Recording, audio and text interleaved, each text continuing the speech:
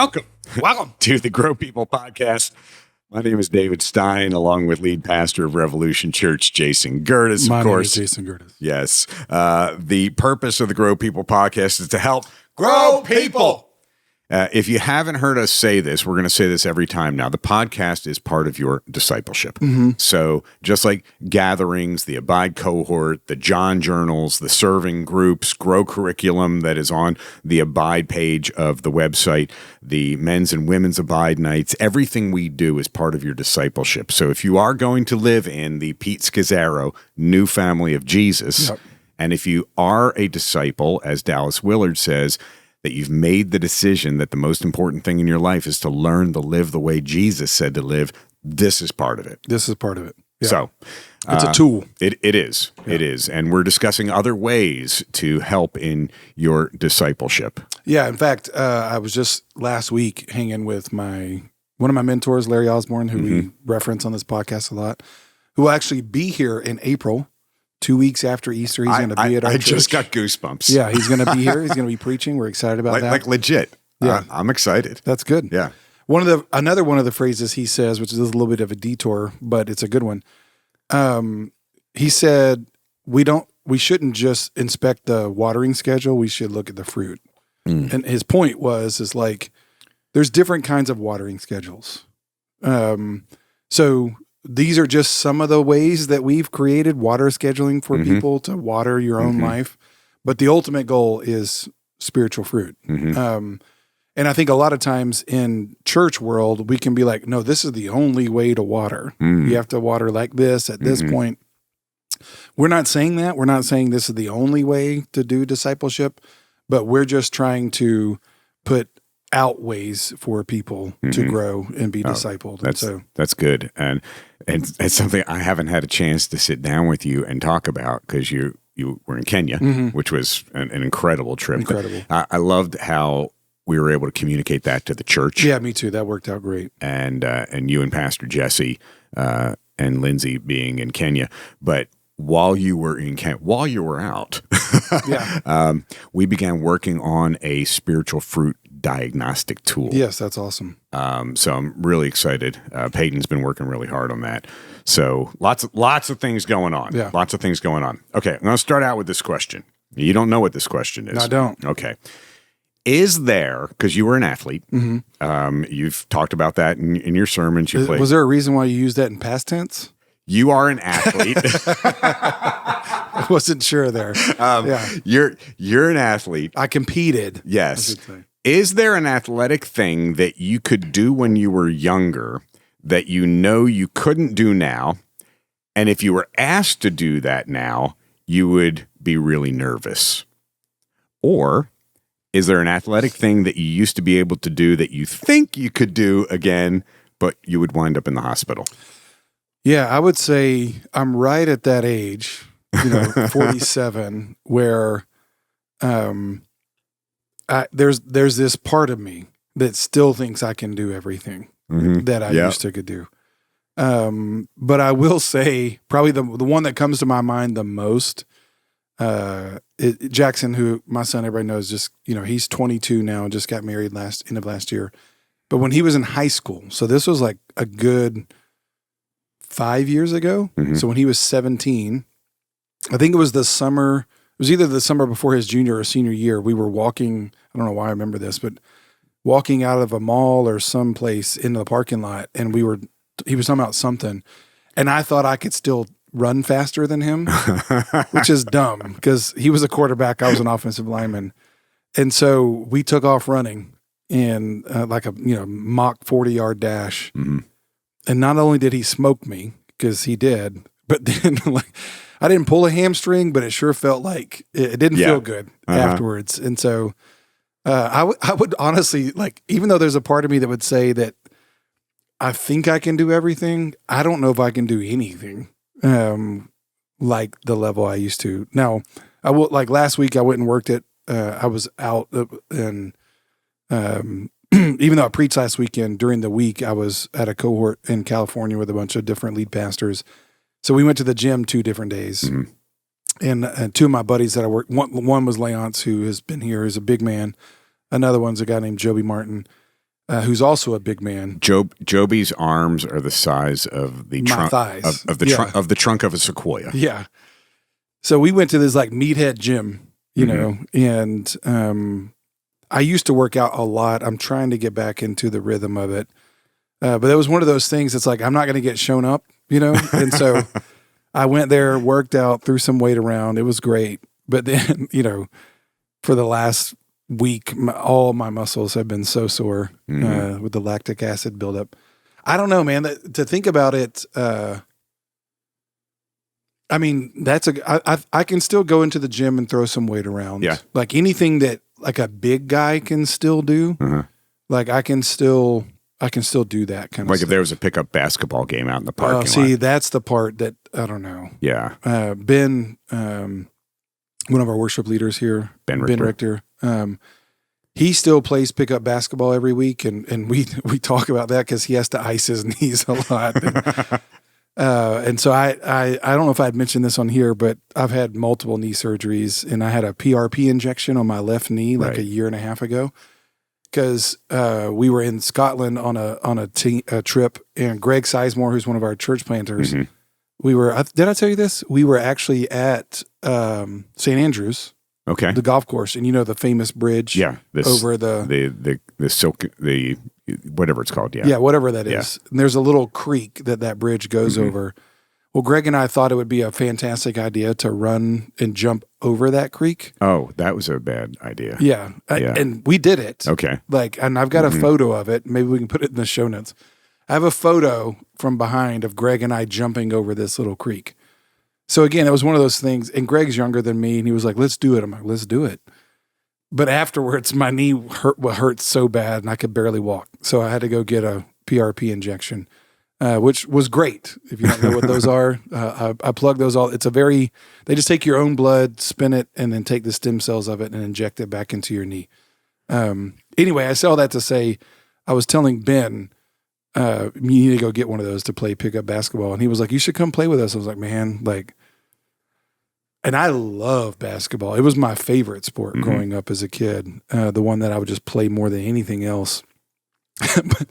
but going and playing a 30-minute game right now, I think my lungs would explode. Yeah. You know? Yeah. Well, one of the reasons I asked, I was thinking about it driving home from Pickens High School last night. Yeah, you just participated in this. So Pickens High School had their opening varsity baseball game last night. Oh, it was the opening? It was the opening. I didn't know it was the opening. Oh, yeah. Fanfare. Oh, that's awesome. Tons of people. Yeah. And Revolution Church sponsored opening night. Gotcha. So as part of the sponsorship, we get to throw out the first pitch. Yeah. So Monday, I'm having the staff meeting at the Jasper campus, and Caden Walker, who's our student director, he goes, hey, we have an opportunity to throw out the first pitch on Tuesday night. And I said, oh, man, you're going to do great. You love the students. You're pouring into these students. You're here every night in Jasper. And he goes, no, you're doing it. So immediately my palms began to sweat. Yeah. Now, the last time I threw a pitch was May 20th, 1990. Why do I know that? That's the day that I broke my humerus throwing my last pitch. So that was 36 years. Competitively? Yes. Okay. Yeah, I was playing in a hardball league outside of Philadelphia. Okay. Wooden bats, playing against guys coming out of college. Yeah. I pitched against a lot of guys who played AA, AAA, and Major League Baseball. When I was younger, I played against Mike Piazza. Oh, wow. Who I used to love him. He's a Hall of Famer. I've never seen anybody hit a baseball that hard. Wow. And it was usually off of me. So I don't know if I can throw a ball 60 feet, 6 inches. Yeah. So I dig out my glove. I'm a minimalist, but I kept my glove. Of course, you got it. So I broke out the Wilson A2002 left-handed pitcher's mitt, and I meet Jason Woodward in the parking lot at Pickens High yesterday afternoon, and we're having just a short toss. And I said, hey, you don't have to be 60 feet away from me. You could be closer. He goes, I'm not 60 feet away. He goes, I'm about 40 feet. Yeah. And I was like, oh, this is going to be bad. And I just don't want to bounce it. Remember that? Oh. Remember when President Bush came out after 9/11? First World Series game, Yankee Stadium. Yeah. Derek Jeter says, hey, Prez, great you're here. Don't bounce it. They'll boo you. Yeah. So I just don't want to get booed at Pickens High. Of course. So the guy in charge of everything yesterday, charge of the sponsorships, he comes up to me, Jason Woodward, Caden Walker, and he goes, hey, this is an opportunity to communicate Jesus to all of these people here. And Pickens is playing North Hall County. And North Hall, if you didn't hear this, they lost a teacher so tragic last Friday night in an accident. It was awful. He's a 40-year-old math teacher, Jason Hughes, and one of his students actually ran over him by accident when he slipped on the pavement in the road. So it was just awful. Yeah. Well, this is the team that's there. The team. Yeah. So what an opportunity to communicate forgiveness, because the teacher's family has asked the police not to press charges against the kids. Because it was an accident, not malicious. So I'm thinking about all of those things, and what's the Holy Spirit going to have me say in the opening prayer for opening night at this game? But then he says, you're going to throw out the first pitch first. So I was like, dude, I don't know if I can throw it 60 feet. So he takes me to the bullpen. Yeah. And he brings a catcher. And I walk out to the mound in the bullpen. And I said to the catcher, is this like 100 feet? I mean, is this on purpose? Just to get the arm loose? And he goes, no, that's 60 feet, 6 inches. I said, oh, this is bad. So I bounce a couple. Now, is that just because your eyesight, or is that just like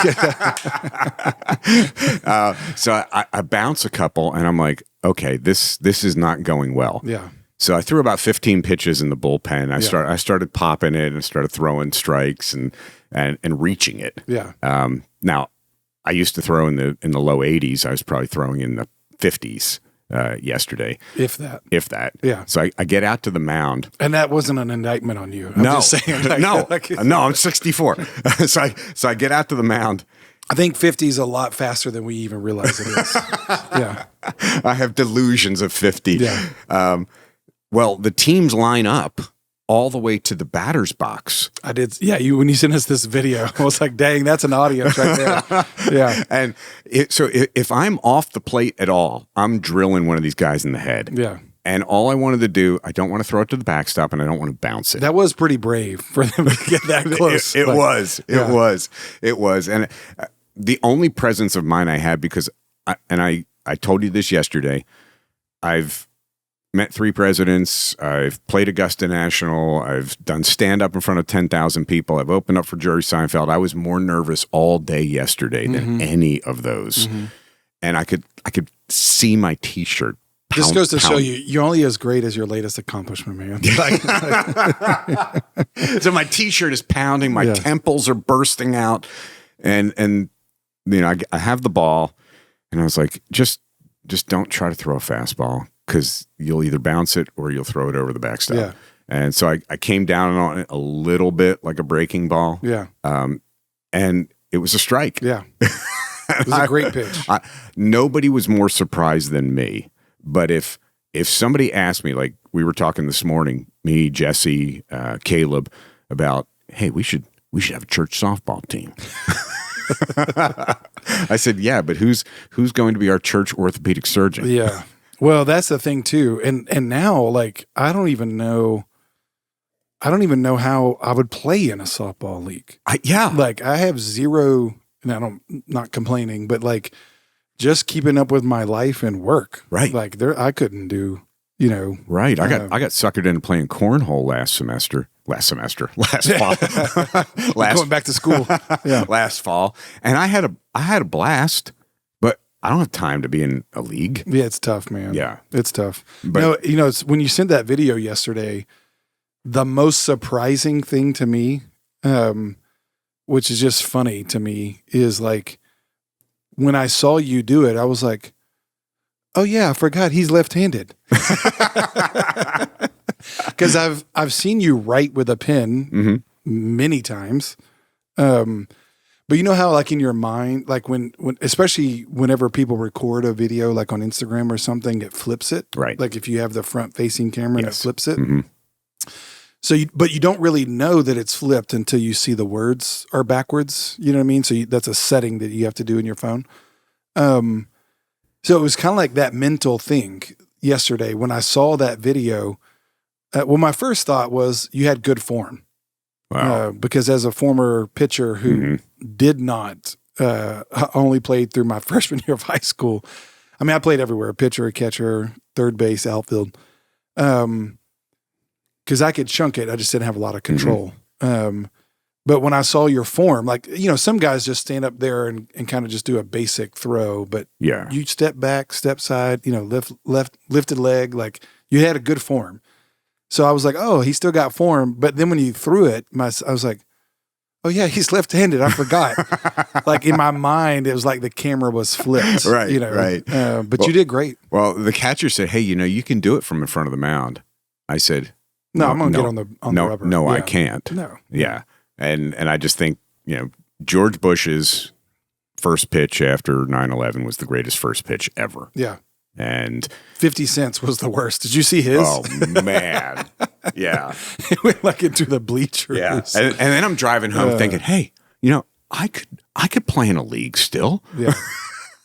Well, I will say, like, when I saw you, when you told me about that yesterday, and then when I saw you do it, I thought, yeah, I could do that. No problem. Like, because again, I used to pitch. I have the form.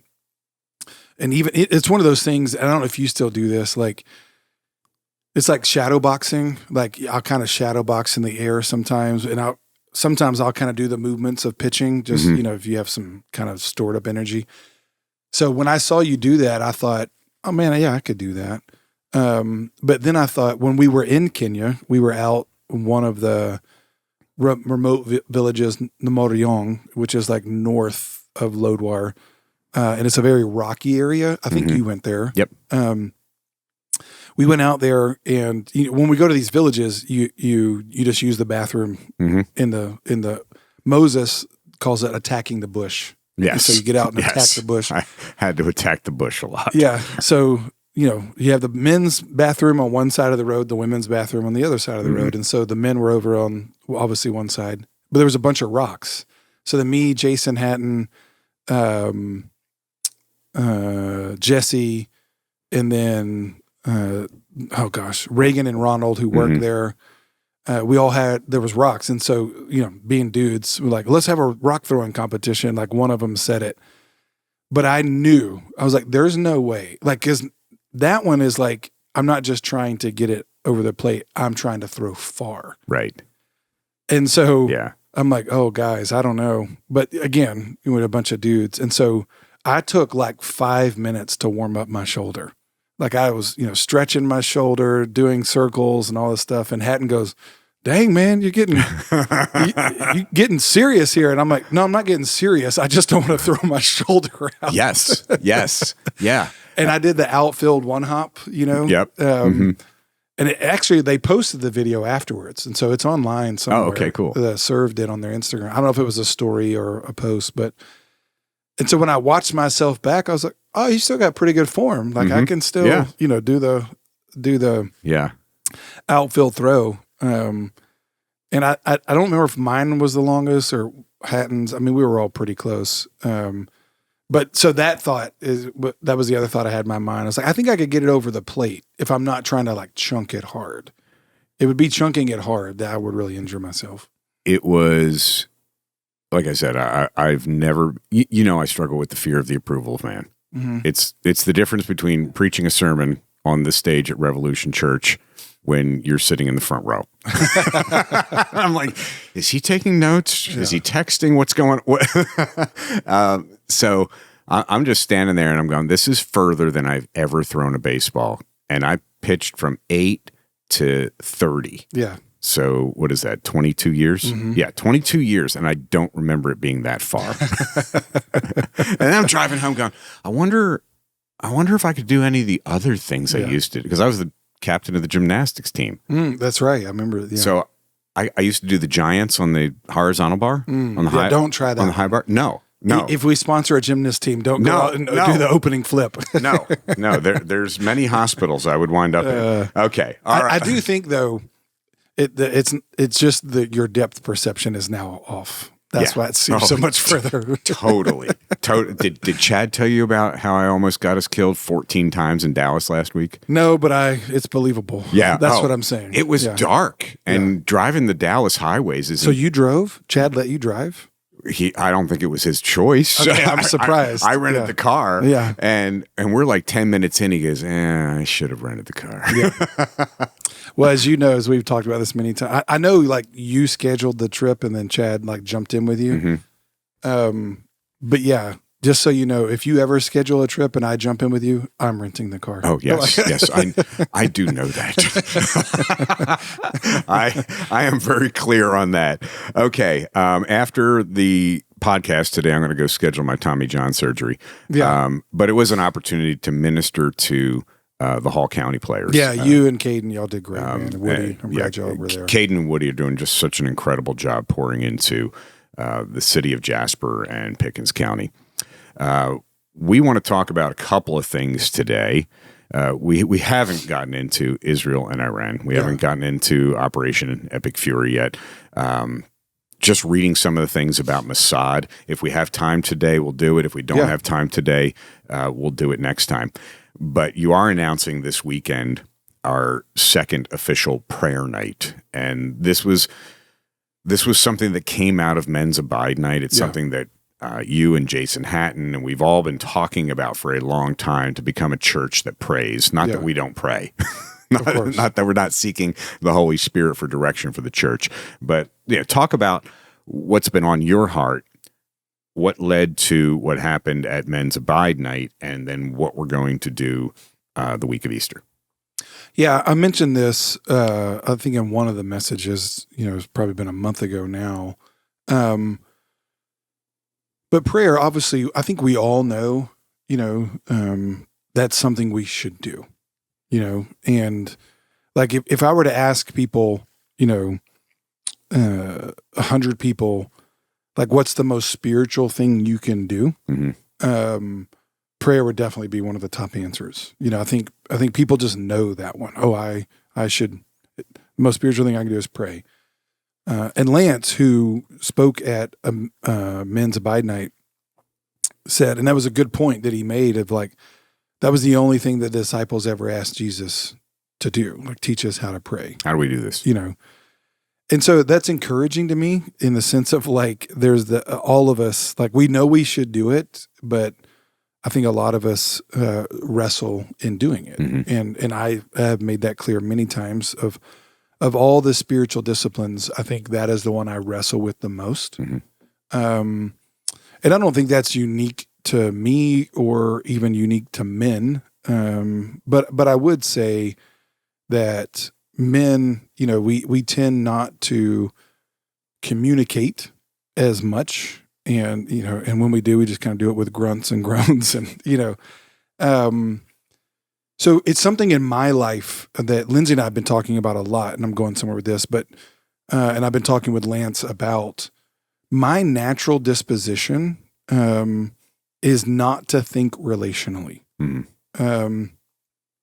Like if I have something to do, I'm not going to think about who I need to invite along with me, to do it. I'm just going to do it, or who I need to ask for help for, mm-hmm. or who do I need to delegate this to, all that kind of stuff. So in the exact same way with prayer, it's taken me a long time to realize and the Spirit to break through, like prayer is more about thinking relationally than anything else. And what I mean by that is if I just see prayer as a spiritual discipline I need to do, check off, again, I know I'm supposed to do it, it's a spiritual thing, then I think we're going to wrestle with it. Mm-hmm. But the more that we can think about prayer as actually all it is thinking relationally. Mm-hmm. It is being reminded of the fact that we have a Father, we have a brother in Christ, we have the Spirit, we have a relational God, we have a triune God that wants to commune with us, that wants, not because he's lonely in any kind of way, but but wants us to relate to him, wants us to talk to him. And it's actually helped me more now, speaking of my son, Jackson, now that he has gotten married and moved out of our house, which again, that's what you raise him for. It's what you want. Mm-hmm. But it's like Lindsay and I have been obviously grieving and lamenting to some degree. It's like we succeeded. We did good, but now our son's gone. Right. We don't see him. Yeah. So now conversations with my son become paramount. Mm-hmm. You know, like Lindsay and I have both said, when he calls, we answer, no matter what we're doing. You know, and Jackson's new job, he has to drive a lot in his job. Mm-hmm. And so he's stuck in traffic a lot, and he'll be in traffic for like 2 to 3 hours a day, a lot of times. Now, he doesn't call us in the morning because that's at like 6 a.m. But a lot of times in between 3 to 5 in the afternoon, he's driving home. Well, he'll call his mom or he'll call me. Tell him to call me. I'm up. Yeah, in the mornings. Yeah, he can call you. And so he just wants to talk, you know, and like when I came back on Thursday, we joked about it later. Like I landed Thursday afternoon at 3 p.m., drove straight here, finished my message and preached that night last week. Well, he was down by the airport and he was literally like 10 minutes behind me. I'm like, dang, man, you could have just picked me up from the airport. Yeah, right. You know, we could have just ridden back. He's like, you know, but he didn't know his schedule. But the whole way back for 30 minutes, we talked on the phone, you know, and it's been so helpful for me. Like as a dad, I want my son to call me, you know, not just when he has an emergency. In fact, it took me a little bit, like when the first day he called me, because he called me at like 3.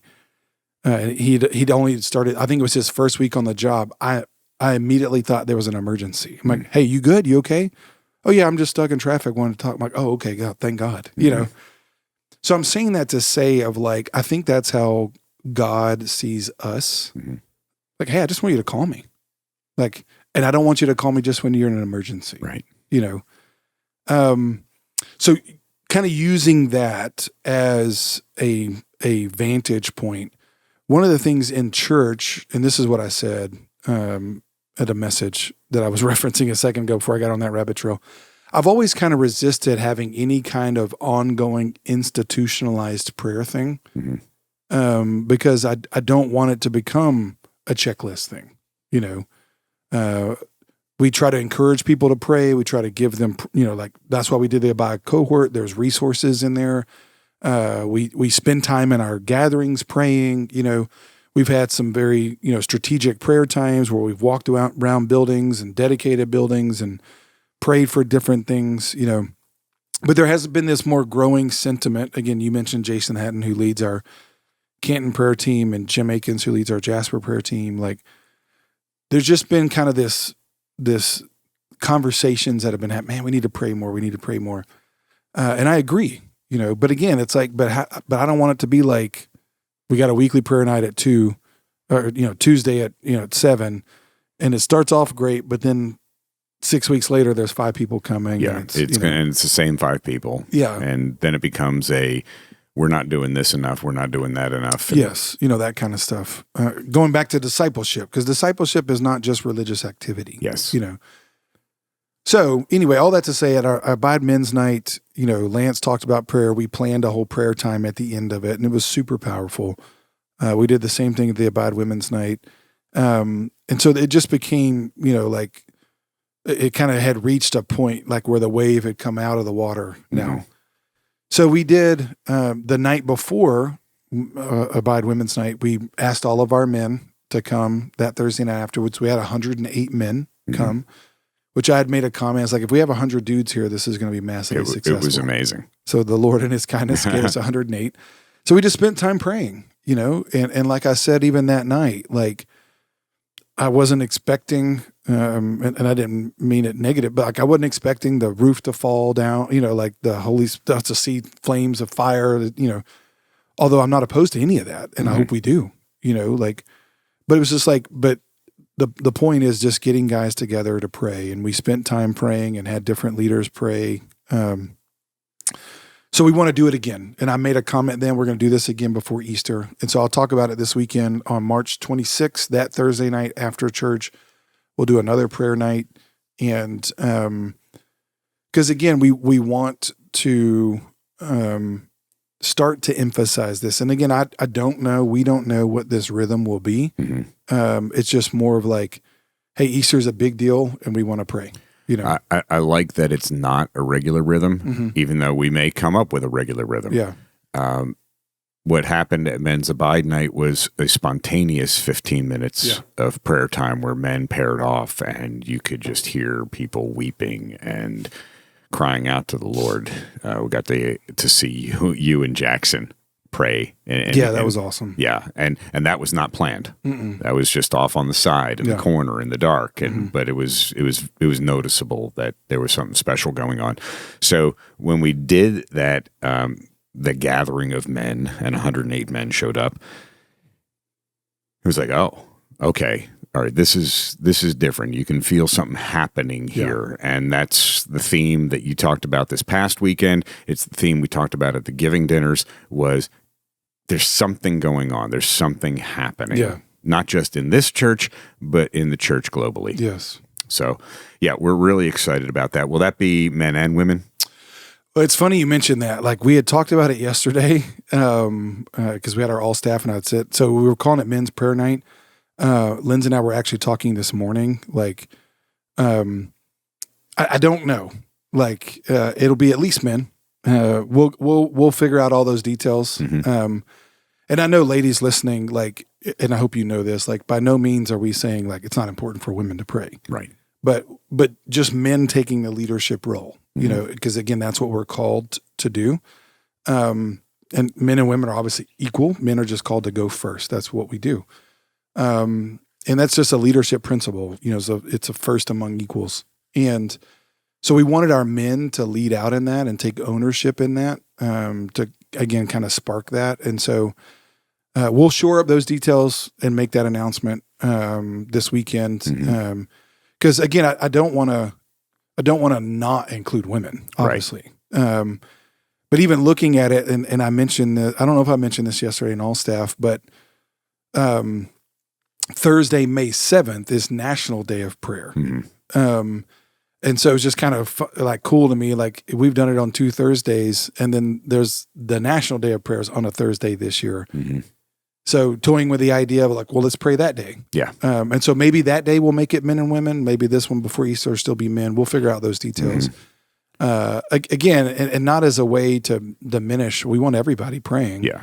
But we may do it where men and women come together and we separate. I don't know. We'll figure out those details. This is not an Orthodox Jewish, all right, women get behind the curtain. No. No, it's not that. It's just, there is something unique about men. And I do think, you know, in some degree, and even like this last weekend's message, when I talked about how men and women talk to each other, and assuming the best about each other, there's some unique ways that you have to challenge men. And sometimes if you just throw it out there to everybody, men won't accept the challenge.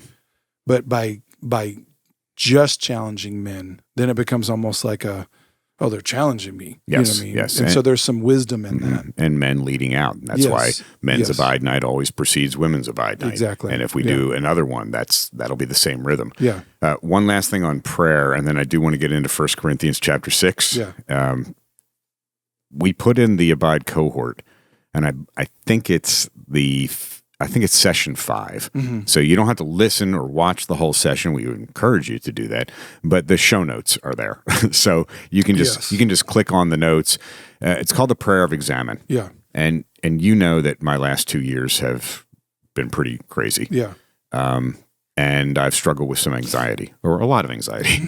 I have found that when I am the most tired is when I become the most anxious. For sure. When the enemy wants to lie to me and tell me things that aren't true. Yeah. So right before I go to sleep, which is when you're supposed to do the prayer of examine, it has been so calming in my life. And it's just an opportunity to give the Lord the day. Yeah. Hey, here's what the day was. I am thankful for this. I'm thankful for this. This was a trial. I'm thankful for that. Yeah. It was hard, but thankful for it. This is where I am challenged, and this is what I want to think about before I go to sleep. I did not know how calming a force that would be in my own life when we put it into the cohort. But it was something that I would encourage strongly. You don't have to struggle with anxiety. You don't have to struggle with falling asleep. But ending the day, kind of think about it as all day long, whether it's a blessing or a trial or anything, put it into a bucket. Yeah. And at the end of the night, you're just pouring that entire bucket out on God's shoulders. That's good. Because he says, cast your worries. Yeah, cast your cares. Cast your cares upon him because he cares. Yes. And that truth allows us to do that in a way that, it's not a weird thing. Yeah. He wants that. We can't carry those. Yeah. And I don't want to wake up with all the baggage and anxiety that I went to sleep with. Yeah. So session 5, prayer of examine, and it gives you exactly how to walk through that. Yeah, and that's why we put it in there because, again, I agree. Like, someone who has wrestled with prayer, some things and there's been all kinds of, again, don't look at the watering schedule as much as the fruit. Sure. So some people may like it, some people not, but like when I was younger, we had the ACTS prayer, ACTS, which is great. And I tried that for a while. That almost felt too programmed, like too machine oriented, but I have found the prayer of examine, even though there's a format to it, it's less, I have found it's a format but it is built to be relational in a way that and it's a historical one, it's been around for centuries. And again, with the Protestant Reformation, us on the Protestant side, we kind of lost a lot of that stuff. And so it definitely comes out. It definitely was it's in church history before the Protestant Reformation. And so I remember hearing about it in one of my classes, and I was like, why have I not heard this before? But it really is. It's about you connecting relationally with God, and that's why I like it. Yeah, I like thinking about your day.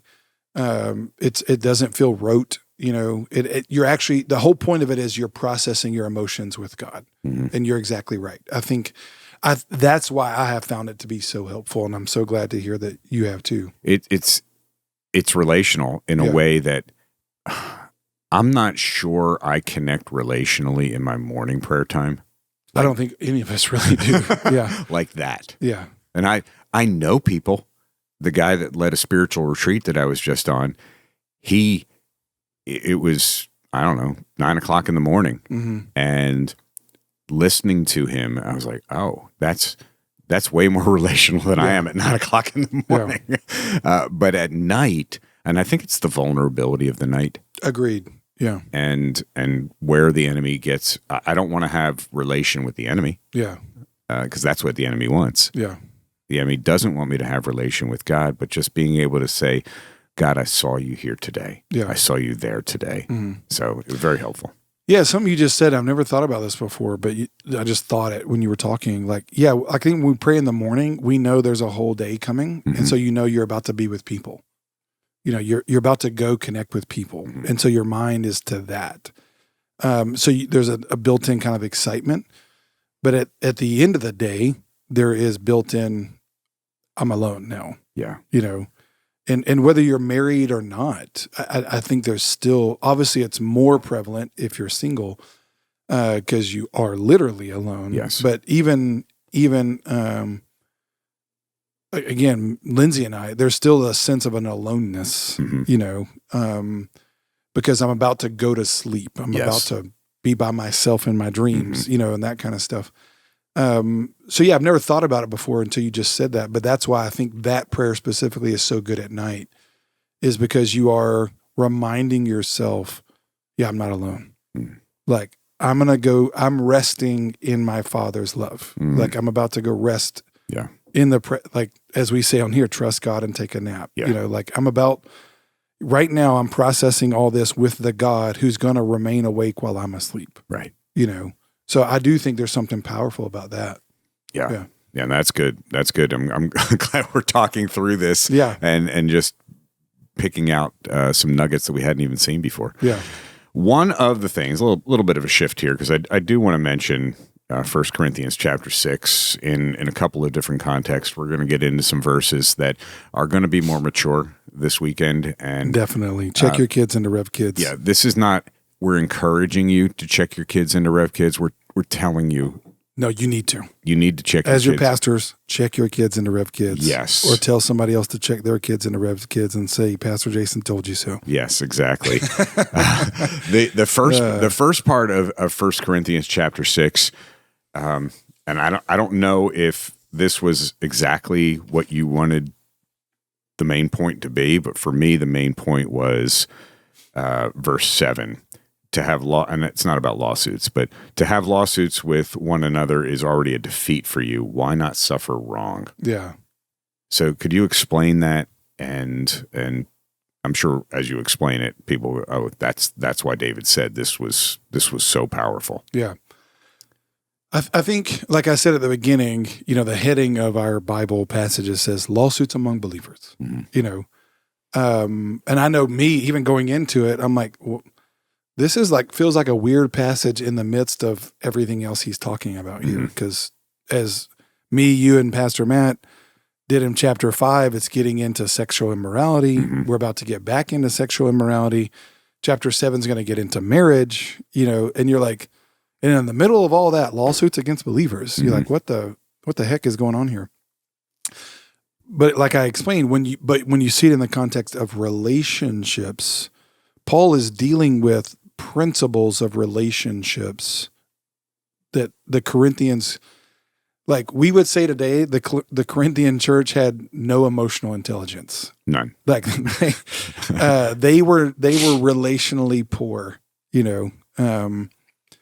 which now that I think about it, he's going to chastise them later, oh yeah, you're rich, but he's messing with them. It's like, yeah, you think you're rich because you got possessions, but you're poor personally, like in your personal relationships. So when you look at it from that perspective, and to that point specifically, the principle is whether there's a lawsuit or not. Paul is saying, the moment you've gotten to that level where you now need a third party mediator, or now Paul obviously would not be opposed to, I'm not talking about a pastor, or even a counselor, but it's like, but when you have to go outside of the relational structure of the church to the court system and let them mediate your relational affairs, like you can go try to win, but you've already lost. No matter what your judgment is by the court, you've lost. You've already lost. And why not be willing to lose? Why not be willing to suffer wrong the way in the relationship in order to win the relationship? That's what struck me the most. Yeah. Was that desire above all things to preserve the relationship. Yeah. Because that's the most important thing.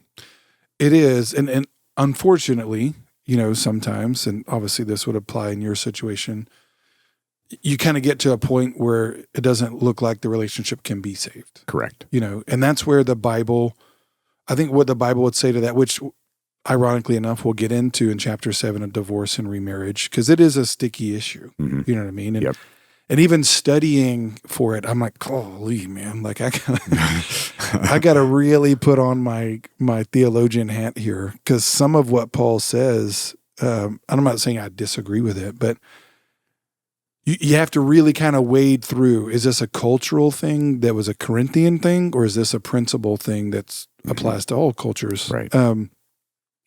But what the Bible does say is, I think, a good phrase to remember, and I can't remember the exact context where Paul says it, I'll have to look it up, but when he says, as far as it depends upon you. Yes.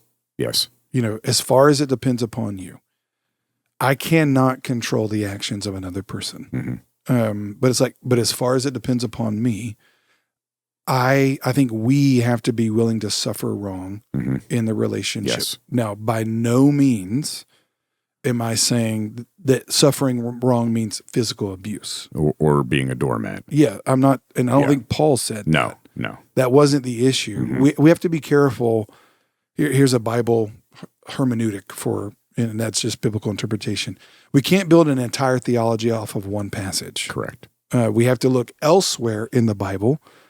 It's kind of like the reference that I made for Matthew 7, judge not lest you be judged. People have built an entire theology of making judgments off of Matthew 7:1. Mm-hmm. And so therefore they have a very myopic view, very narrow view of it. Well, you can't do that. You can't build an entire theology off of one text. You have to look at the whole witness of Scripture. So again, we got to be clear about that. When we're talking about suffering wrong or being defrauded, we're not talking about physical abuse. Yeah, and if you have been physically abused, we're heartbroken. Yeah. And we are here for you. And we know that churches have historically handled those things wrong. Yeah. And we want to be here for you, to listen to you, to sit with you, to grieve with you, and to mourn with you. Yeah. Yeah. Again, that's why I want to be clear about that. Like, and there are times where, whether it be in a marriage or any kind of relationship, you have to get the courts involved. Yeah. And so again, that's not the point. But the point is, what Paul's making there is, but that shouldn't be our first thought. You know, we shouldn't be, because the issue, and again, we'll see this in chapter 7, contextually was, especially in a Old Testament Jewish sense, it was like, oh, divorce is easy. Just give them a certificate, you're divorced. And so there was a whole thought of like, men can divorce women for any reason they want, you know, as long as they give them a certificate. And that's actually posed to Jesus by the Pharisees, and Jesus, you know, rails against that. So what Paul is getting at there is, again, not just marriage, but just in the context of relationships, is the general principle should be, I'm trying to do everything I can do to win the relationship, not win an argument. Yes. Amen. You know, and I just think we don't operate that No. way. We're trying to win arguments. Yeah, we want to be right. We want to be right. And that's the thing about the Bible. You can be right, but if you're self-righteous in your rightness, you're wrong. Yes. So that's what's crazy is there is no sense in the Bible where my rightness makes me righteous. Oh, it goes back to you don't get what you want doing what you want. Yes. Like I'm not better just because in this instance I was right and you were wrong. Yeah. There's a humility that has to exist there. And that's where ultimately what Paul's saying is like, you guys, like, you can't see the forest for the trees here. Like, you have no wisdom. There's no one among you, he says, that's wise enough to know how to handle this relationally. Like, in relationships, you make compromises. Now, when I say compromises, I'm not talking about morally. Again, like, I'm not saying to a woman or a man, like, hey, I'm not saying stay in like compromise your physical well-being to stay in the relationship. Right. No, we're not saying that. But what I'm saying is relationship is all about making little s compromises, you know, along the way where you like, you know what, I would prefer to do this tonight or today. They want to do this, so I'm going to lose. I'm going to suffer. And that is a form of suffering. And ultimately, if what happens, the reason why lawyers have to get involved and courts have to get involved is there's this low-grade resentment that lives underneath all relationships that grows, and it grows and it grows. And people feel like all I do is compromise, or all you do is this. And so resentment a lot of times is just unmet expectations over time. Well, you have to go back and ask yourself, well, why are my expectations unmet? Were they clear? Did I speak them? Did they agree to them? So if resentment comes from unmet expectations, then your own resentment may be caused because you didn't clearly communicate your expectations, you know? So again, that's where I think we have to assume the best about other people. We have to ask questions. As Jesus did say in Matthew 7, we have to look at the log in our own eye first, like start with me. And that's the principle that Paul was saying there is like, the church has to start with itself.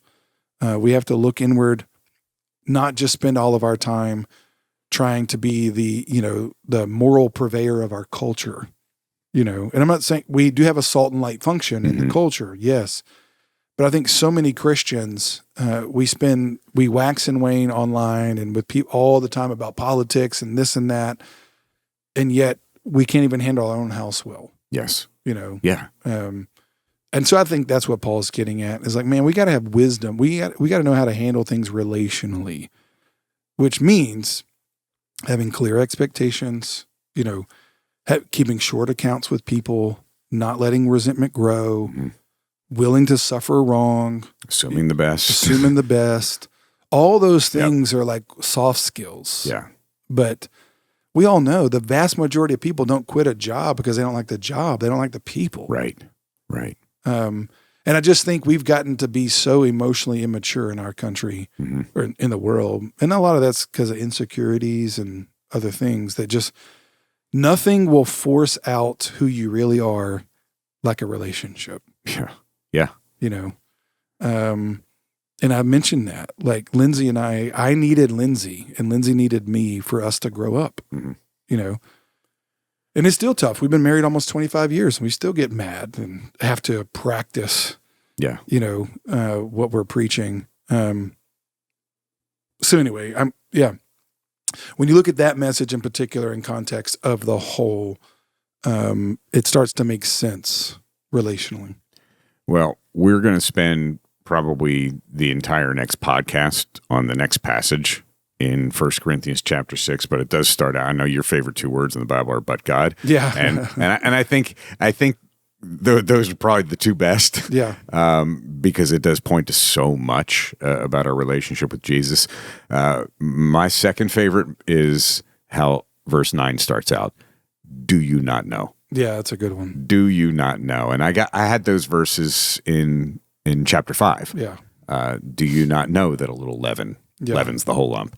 Paul says that a lot through here. That's just a phrase. Of course you know this. Yeah, and he said it twice in the first part. Yeah. And he's saying it to people who are hearing it and they're going, oh yeah, we know. Yeah. Yeah.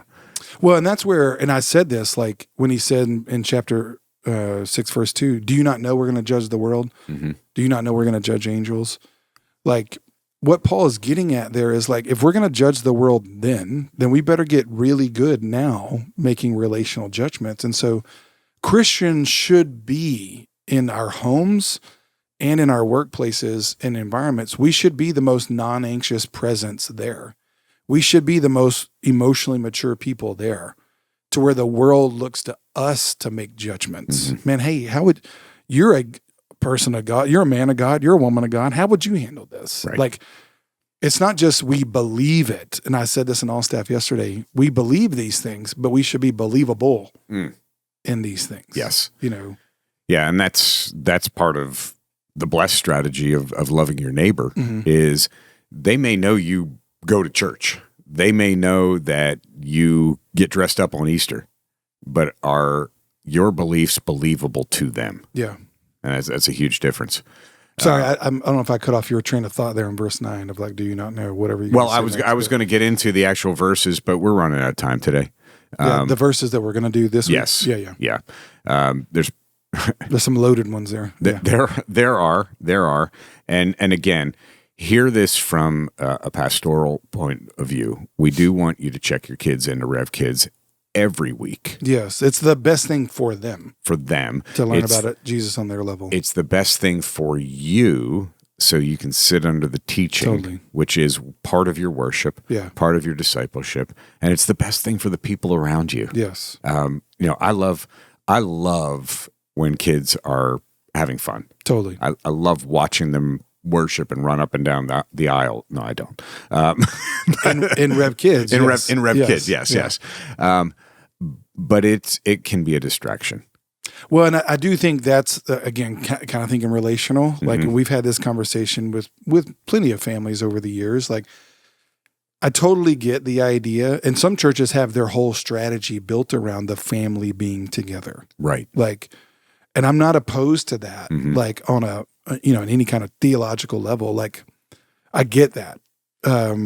However, I do think we have to be careful, like looking at, like applying a principle to everywhere. Because in some cultures, like a culture that is more family oriented, that might be a great strategy. Yep. But I think here in our culture where, that it's more of a distraction than it is helpful.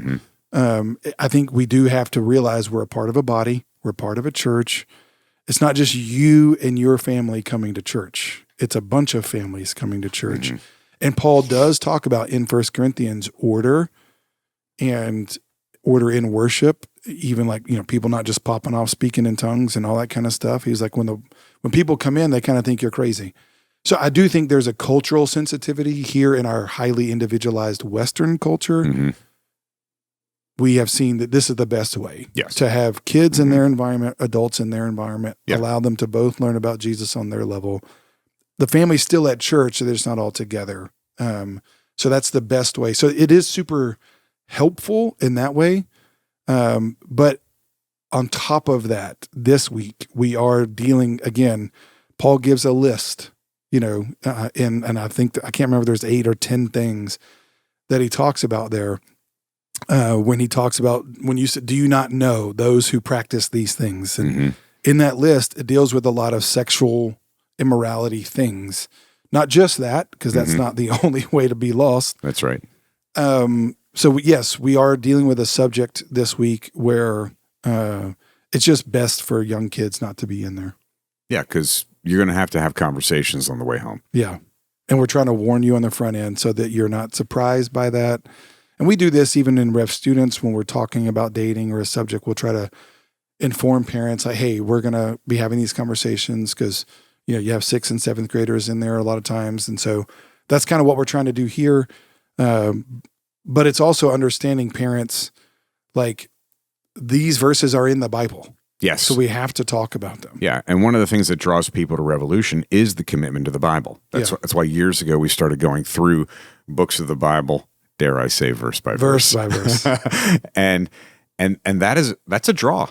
The teaching is a draw for people who want the truth. Yes. So we have created an environment in our auditoriums for adults to hear the truth. Totally. So, yeah. Okay. And kids too. Yes. Just on their level. On their level. Yeah. Yes. We created, and we feel so strongly. What percentage of our budget goes to Rev kids and Rev students? Oh gosh, a lot. A lot. I don't know the percentage. Yeah. But that's our commitment level. Yeah. The bigger percentage of our buildings are dedicated to kids. Yes. So that's why we do that. Okay, our producer is Brian Damerow. Our video technician is the King. We're just getting to it. We're wrapping it up. We're just wrapping it up. Yeah. Yep. Our video technician is the King, Keon Sadishi. He had a great time in Kenya. Oh, he was awesome, man. It was fantastic having it. We are both coffee connoisseurs, and so we enjoyed that. Snobs. Yeah. Connoisseurs is what I like to say. But Keon's one of those cats, man, that like if you know him, he's on our staff. Quiet guy, he's backstage running he's a technician, man. Like he's just back there running stuff. But he's one of our staff favorites because anytime he talks, man, people listen. He's a very deep thinker. Yes. But it was so fun getting him out of his normal environment, behind a camera or on a computer, out in the wild. He's so great, man. He got such a huge heart, and the kids loved him. He loved them. It was great. Well, I'm glad he had a great time. Our key grip is Jakub Puszczykowski. Our film director is Marcos Guardiola. Our head of doctrine and theology is Theologian. Our chief evangelist is Salvation. Whitney Capps really enjoyed this part. She did, yeah. Yeah, she got into him. Our backsliding prevention officer is lukewarm. Our director of Swedish witnessing is Bjorn again. I would just like to point out Lance and Whitney both thought that was the best. That's my favorite. Yes. Our expert he'll never be off staff. No. Our expert on Russian eschatology. This is always my favorite. Pitov Hell. Yeah. Our director of holiness is Mortification. Our staff counselor is Les Moody. Our giving coordinator is Generosity. Our nativity coordinator from France, Bethlehem. She's French. Our co-pastors of Plagues, Manny Locusts and Lance Boyles. Our sabbatical director is Trip Long. Our missional expert is Sam Area. Strategist for the final battle is Irma Geddon. Her name is Geddon. Which is a place. Yes. Yeah. Our resident prayer warrior is Neil Down. We'll have to get into that one because of Iran and Yes. Israel and all Y- that. yes. Talk about Armageddon. Yes, we will. The executive director of spiritual warfare is demonic. Our director of Old Testament covenants, knighted by the Queen, circumcised. That was another fan favorite. Yes, Yeah. yes. Video technician in charge of instant replay, Slow Moses. Is that the one Ben came up with? It may have. I can't remember now. It may have. Ben, Maybe. you'll have to remind us, or Mary Grace tell us. Yeah, I would have that in a text message. Maybe it was this one, the director of New Testament baptism, Okay. Phil DeTub. Yeah, I can't remember. Yeah, It it was might have one been of them. Phil DeTub. Our wardrobe is provided by Saul of Target. Our staff real estate expert is Simon the Zillow. Catering provided by the only Asian Jewish restaurant in the county. Catering provided by Benny Hanukkah. Benny Hanukkah. Our head farmer and dietitian is Daniel Fast. Daniel Fast. Dan Fast. Dan. Danny boy. Our chief estimator of Old Testament timelines. We just hired him recently. His name is Ishmael. Ish. He's an estimator. Ishmael. And our new hire, our chief Levitical expert. Oh wow. Yeah. Levitical. This This is some detail here. Yeah. He's from South America. Yes. His name is Raul Follower. Raul Follower. I don't know how long he's gonna last. but he is our chief Levitical I like expert. that. Who knew that a South American would be Yes. into Leviticus? Yeah, but he is. Yeah. He is. Raul. Best advice ever. You've heard it already today. We said it. Trust God and take it out. And the king has one more move. We'll see you next time.